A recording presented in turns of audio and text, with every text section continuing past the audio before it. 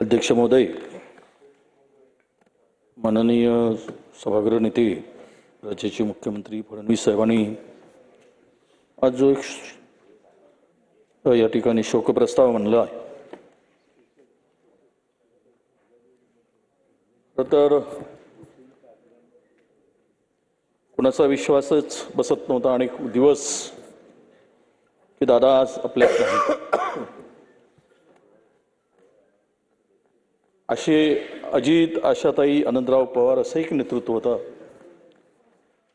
की ज्यांच्या नावातच दरारा होता, धाक होता आणि तो त्यातून प्रचंड कामाचा वेग, प्रशासनावर जरब, जनतेच्या प्रश्नाची असलेली जाण असा असलेला हा एक लोकनेता होता असं म्हणायला हरकत नाही. खरं तर या राज्यातील सत्तेतील अजितदादा म्हणजे एक पुरोगामी नेतेच होते. त्यांनी कधी जात, धर्म, पंथ यावर कधीच भेदभाव केला नाही. त्यांनी कधी एकदा निवडणुकीमध्ये स्पष्टपणे जो काय असतो अध्यक्ष महोदय, निवडणुकीच्या काळात बटेंगे तो कटंगे असा नारा होता, पण त्याला दादांनी स्पष्टपणे सांगितलं की असं या ठिकाणी चालत नाही, आपल्यामध्ये चालत नाही, ते उत्तरेकडे चालतं असं स्पष्टपणे त्यांनी सांगितलं. म्हणजे जिथे आहे तिथे असूनही आपल्या भूमिकेशी ठाम असणारे नेते म्हणून या महाराष्ट्राला आणि देशात दादांची ओळख होती. म्हणूनच त्यांनी कधी जात पात धर्मपंथ पाहिला नाही.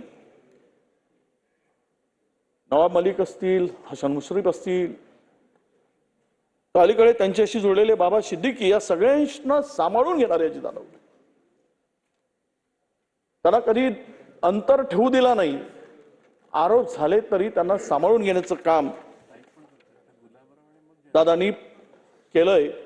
म्हणूनच एक असं म्हणता येईल की छत्रपती शिवाजी महाराजांच्या, फुले शाहू आंबेडकरांच्या या विचारांना मानणारे, त्यांच्या मूल्यावर काम करणारे, चालणारे असे नेते म्हणून त्यांनी स्वतःची ओळख दादांनी निर्माण केलेली होती. रोखठोक म्हणून एक रोखठोक अजितदादा असे महाराष्ट्राला परिचित होते. अलीकडच्या राजकारणात भाऊ खूप आहेत पण दादा होणे नाही, अशा प्रकारची स्थिती एका वक्त्यांनी त्या ठिकाणी बोलताना सांगितली. हे संघर्षातून उभं राहिलेलं नेतृत्व होतं दादांचा. आणि माझा एक भावनिक धागात असं जोडलं अध्यक्ष महोदय की मी त्यांचे वडील अत्यंत लहान छोटे असताना त्यांचे वडील गेले, बालवयात त्यांचे वडील गेले. माझे सुद्धा वडील, मी 4थ्या वर्गात असताना माझे वडील वारले. त्यावेळेस एक वडील गेल्यानंतर दादा कठोर का झाले, तर ते त्यावेळेस बोलून गेले सहज की त्यांच्या स्वभावातील आक्रमकता जी होती किंवा शिस्त होती, जबाबदारीची जाणीव जी होती, दादा कुठेतरी बोलताना असं सहज म्हणाले की एखाद्या माणसाचे